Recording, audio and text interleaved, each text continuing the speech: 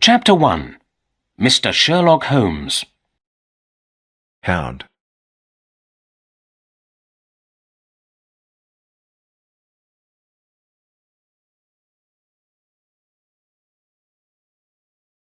Hound. Baskervilles. My name is Dr. Watson. I am writing this story about my friend, Mr. Sherlock Holmes, the famous detective. Sherlock Holmes lives at 221B Baker Street, in the middle of London. My story begins in Baker Street one morning in 1889, when a man knocked on the door. I heard the man say, "Mr. Holmes, my name is Dr. Mortimer. I need your help." "Come in," said Holmes. "How can I help you?" "I have a strange story to tell you, Mr. Holmes," said Dr. Mortimer. "My story is very strange. Perhaps you will not believe me." Chapter 2. The Curse of the Baskervilles. Dr. Mortimer sat down. Sherlock Holmes and I listened to his story. "I am a doctor, and I work in the country," said Dr. Mortimer. "I live and work on Dartmoor.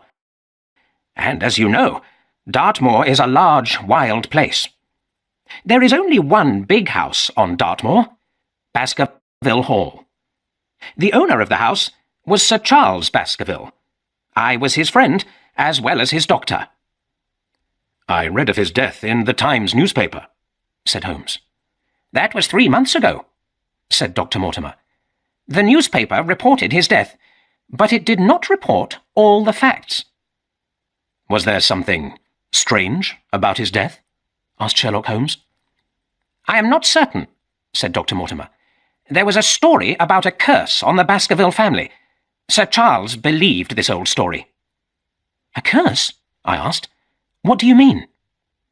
"Here is the story," said Dr. Mortimer. He took a large piece of paper out of his pocket. "Please, read this. It is the story of the curse of the Baskervilles." Holmes took the paper and read it. "It is called The Hound of the Baskervilles," he said. He showed me the paper. This is what it said. In the year 1645, Sir Hugo Baskerville was the owner of Baskerville Hall. Sir Hugo was a cruel man who did not believe in God. Every day he went out hunting and drinking with a gang of wild friends. A farmer on Dartmoor had a beautiful daughter. Sir Hugo wanted to marry the girl, but she was afraid of him. The girl's father told Sir Hugo to stay away from his farm. Sir Hugo was very angry. One day, when the farmer was working in his fields, Sir Hugo rode to the farm with his friends. They caught the girl and took her to Baskerville Hall. The poor girl was terrified. Sir Hugo locked her in a bedroom. Then he started drinking with his gang. When he was drunk, he became more wild and cruel. He shouted at his men and hit them. The frightened girl waited until it was dark. Then she opened a window and escaped from Baskerville Hall. Her father's farm was about 4 miles away. It was night, but she was able to follow the path in the moonlight. She started to run across the dark moor. Moor.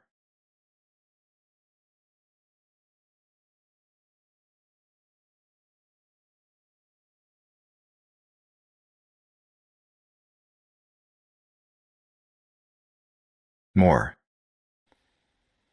Sir Hugo went to the girl's room. It was empty, and Sir Hugo was terribly angry.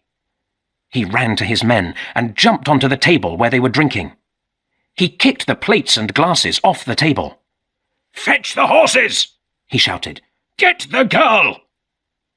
They all ran outside and jumped onto their horses. Sir Hugo kept a pack of wild dogs for hunting. "Let the dogs find her!" he shouted. "The devil can take me if I do not catch her!" The dogs ran out across the dark moor. Sir Hugo and his men rode after them. The dogs barked, and Sir Hugo shouted. Then they heard another noise. It was louder than the noise of barking and shouting. The dogs stopped and listened. They were afraid. The men heard the noise too. It was a loud and deep howling sound. Howling.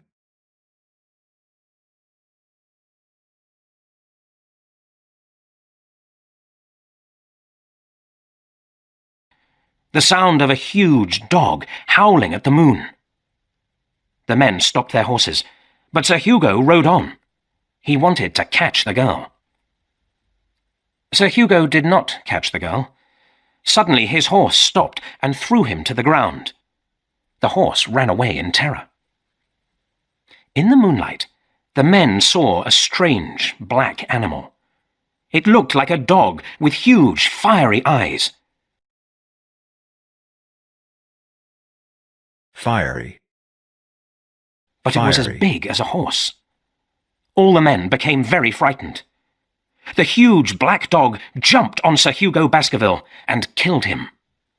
The other men ran away into the night, and Sir Hugo was never seen again. Since that time, many of the sons of the Baskerville family have died while they were young. Many of them have died strangely.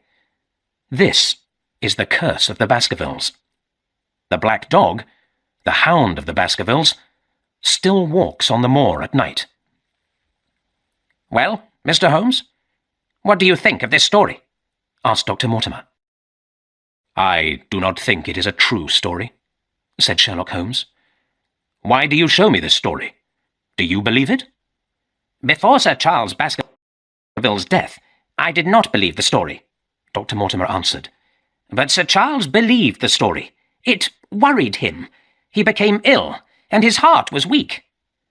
"Why did he believe this story?" I asked. "Because he saw the hound on the moor," answered Dr. Mortimer. "Or he thought he saw it. When Sir Charles told me this story, I told him to take a holiday. I told him to go to London for a few weeks and forget all about the curse." "Did he take a holiday?" I asked. "No," said Dr. Mortimer. "He planned to go to London the following Friday, but on the Thursday evening he went for a walk on the edge of the moor, and he never returned." "How did he die?" I asked. "He died of a heart attack," answered Dr. Mortimer. "His servant came to fetch me. I found Sir Charles near the house, on the edge of the moor. He was running away from something when he died. I am sure of that. I think he was terrified of something." "Terrified?" asked Holmes. "What was he running away from?" "I looked at the ground where Sir Charles had walked. I saw his footprints," said Dr. Mortimer. "But there were other footprints on the ground. They were not the footprints of a man. They were the footprints of a gigantic hound." Chapter 3. The Problem. Holmes and I were surprised. This was a very strange story. I did not believe that Sir Charles Baskerville had been killed by a gigantic black dog, but I wanted to know the truth. "Who else saw these footprints?" asked Sherlock Holmes. His bright eyes shone, and he leant forward in his chair. Lead. "No one else saw the footprints," answered Dr. Mortimer. "There was a lot of rain in the night. By morning, the footprints had been washed away." "How large were the footprints? Were they larger than the footprints of a sheepdog?" Sheepdog. "Yes, Mr. Holmes, much larger. They were not the prints of an ordinary dog." "Also, you say that Sir Charles ran away from this dog. How do you know?" asked Holmes. "The ground was soft," answered Dr. Mortimer. "I saw Sir Charles's footprints outside Baskerville Hall.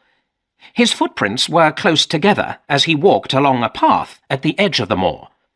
Then he stopped and waited by a wooden gate. After that, his footprints changed. They became wide apart and deep. I am sure he began to run. He ran towards the house. I believe that something came from the moor. I believe he saw The hound of the Baskervilles. Yes, yes, said Holmes. But how do you know that Sir Charles waited by this wooden gate? Because he smoked a cigar, said Dr. Mortimer. I saw the white cigar ash on the ground. Good, said Holmes. Good. You are a detective. Thank you, said Dr. Mortimer with a smile. But you believe that Sir Charles was killed by a gigantic hound? I know he ran away from something, said Dr. Mortimer. I know I saw those strange footprints of a huge dog, but— He looked at his watch. I am meeting Sir Henry Baskerville at Henry. Waterloo Station in an hour. Sir Henry is Sir Charles's nephew. Nephew.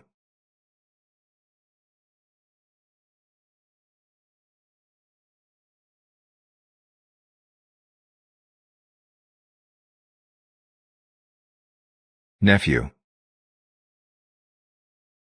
He has come from Canada. Sir Charles had no children, so Sir Henry is now the owner of Baskerville Hall. And now I have a problem. What is your problem? Asked Holmes. I believe that Sir Henry is in danger, said Dr. Mortimer. Is it safe to take him to Baskerville Hall? I must think, said Sherlock Holmes. Stay in London tonight. Come and see me again tomorrow morning. Please bring Sir Henry with you. I shall do so, said Dr. Mortimer. He stood up. Now I must go to meet Sir Henry at Waterloo Station. Good day. When Dr. Mortimer had left, Holmes said to me, We have a problem here, Watson. There are 3 questions. What is the crime? Who did it? How was it done? Chapter 4. Sir Henry Baskerville. The next morning, Dr. Mortimer brought Sir Henry Baskerville to Baker Street. Sir Henry was about 30 years old. He was not tall, but he was broad and strong. He looked like a boxer. How do you do, Mr. Holmes? Said Sir Henry. I arrived in London yesterday, and 2 strange things have happened already. Please sit down, Sir Henry, said Holmes. Tell me what has happened. No one knows that I am staying at the Northumberland Hotel, said Sir Henry. But I have received a letter. Here is the letter. You see, the words are cut from a newspaper, except for the word more. Your life is in danger. Keep away from the moor. The words are cut from the Times newspaper, said Holmes. But how did this person know where I am staying? Asked Sir Henry. I do not know, said Holmes. But you said that 2 strange things have happened. What is the other strange thing? I have lost a boot. Boot. Said Sir Henry. Someone has stolen one of my boots at the hotel. One of your boots? Asked Holmes. Someone took only one? Yes, answered Sir Henry. The boots are new. I bought them yesterday, and I have never worn them. But why take only one? That is a very good question, said Holmes. I would like to visit your hotel. Perhaps I shall find the answer. Then please join us for lunch, said Sir Henry. Now, if you will excuse me, I have some other business. Shall we meet at 2 o'clock for lunch at the Northumberland Hotel? We shall come at 2, said Holmes. Sir Henry Baskerville and Dr. Mortimer left the house and walked along Baker Street. Sherlock Holmes watched them through the window of his study. Quick, Watson, we must follow them, said Holmes. Why are we following them? I asked in surprise. Because, my dear Watson, someone else is also following them, said Holmes. Look, there is the man. There, in that cab. Cab. I looked where Holmes was pointing. A horse-drawn cab was moving slowly along the street. A man with a black beard was sitting in the cab. He was watching Sir Henry and Dr. Mortimer as they walked towards Oxford Street. The man with the black beard turned round as Holmes pointed at him. He saw us and shouted to the cab driver, "Drive! Drive, quickly!" The cab driver whipped the horse. Whipped.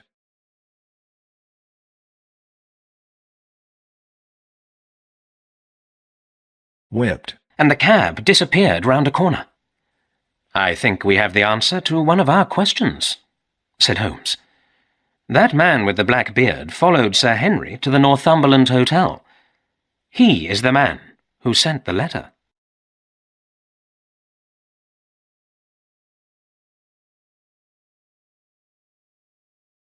Chapter 5. The Stolen Boot. We arrived at the Northumberland Hotel at 10 minutes to 2. Sir Henry Baskerville was talking to the hotel manager. "2 boots in 2 days," Sir Henry said loudly. "2 boots have disappeared from my room. 1 new boot and 1 old boot." "We shall look everywhere, sir," said the manager. "We shall find your stolen boots." Sir Henry was silent while we ate lunch. He was angry about his stolen boots. "Tell me, Mr. Holmes," said Dr. Mortimer, "is it safe for Sir Henry to go to Baskerville Hall?" "It is safer than staying in London," said Holmes. "Do you know that a man followed you this morning?" "Followed us?"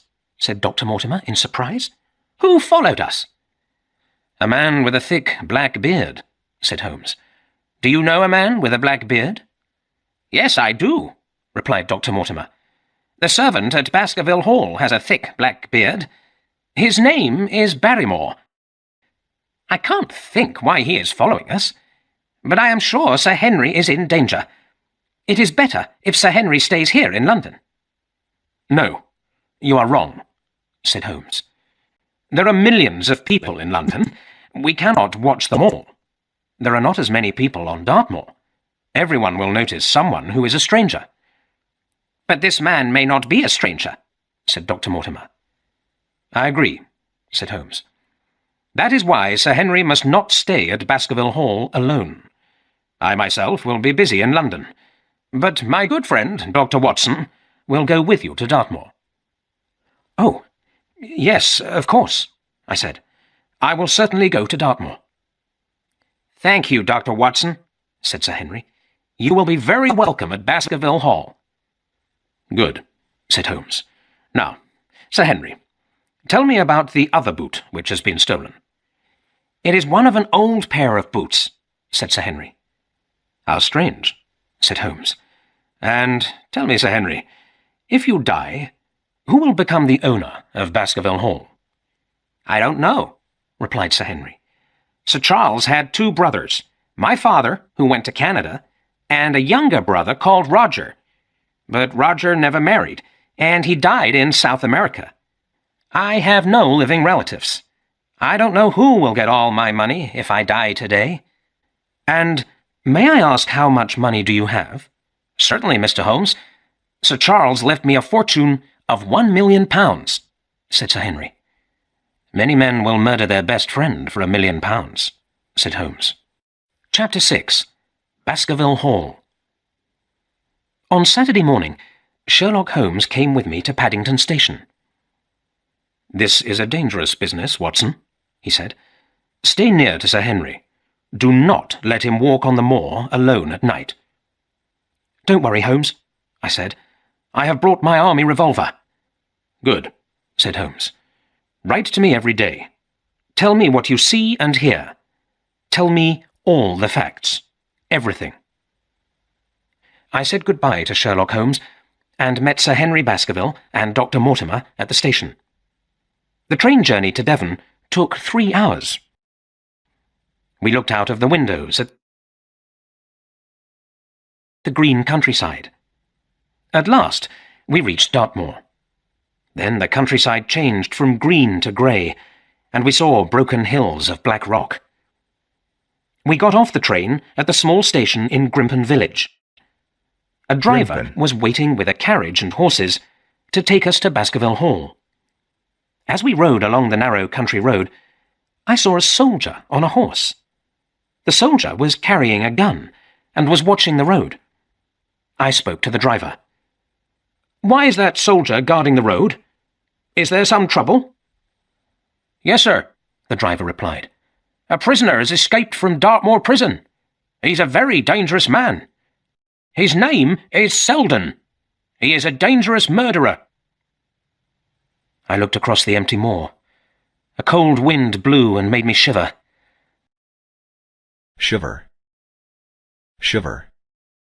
Holmes believed that someone wanted to murder Sir Henry Baskerville. Now, another murderer was out on the moor. I felt that this lonely place was very dangerous. I wanted to go back to London. There were thick trees all round Baskerville Hall. It looked like a castle. It stood alone on the empty moor. We stopped outside Baskerville Hall. "I must leave you here," said Dr. Mortimer.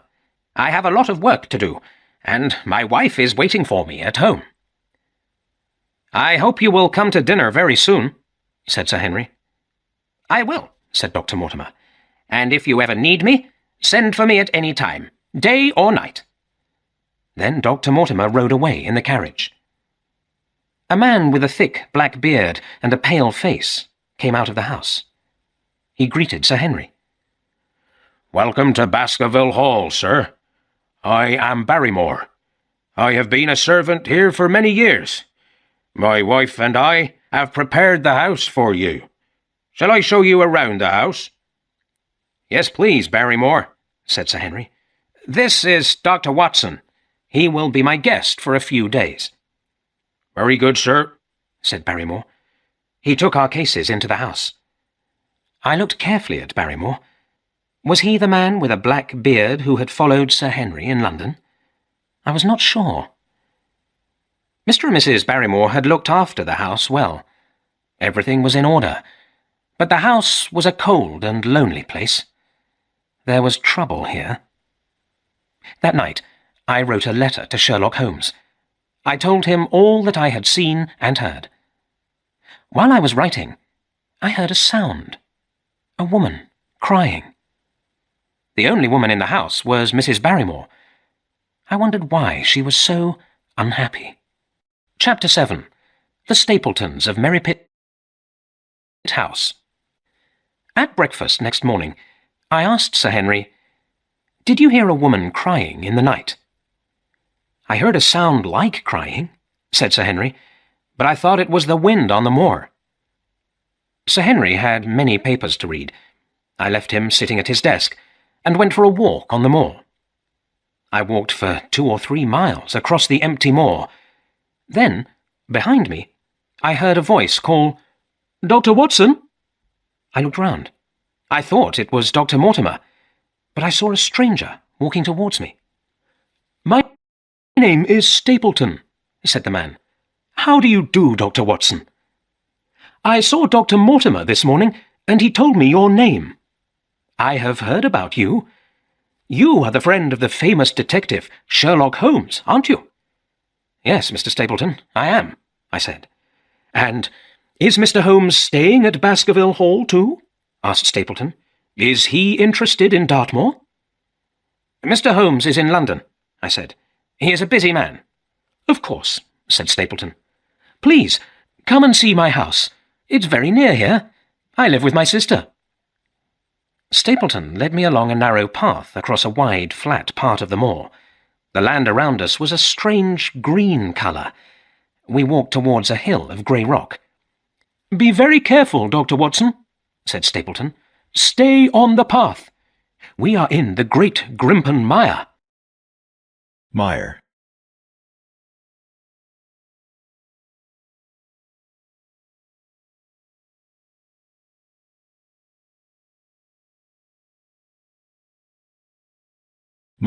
There is a sea of soft mud underneath the grass.